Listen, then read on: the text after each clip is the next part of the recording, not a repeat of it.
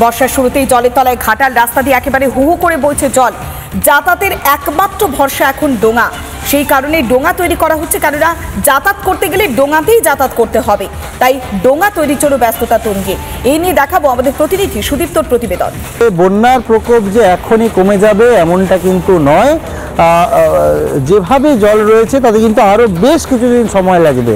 আর যাতায়াতের এই পৌর এলাকায় জল জমলে যাতায়াতের একমাত্র উপায় হচ্ছে ছোট নৌকো কিংবা ডিঙি।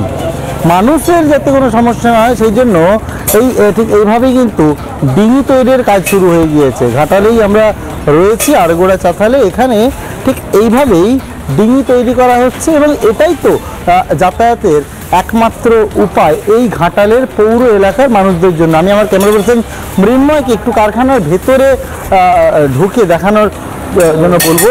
এখানে কিন্তু একের পর এক ডোঙা ঠিক এইভাবেই তৈরি হচ্ছে রয়েছে। আমি একটু কথা বলার চেষ্টা করবো দাদার সাথে।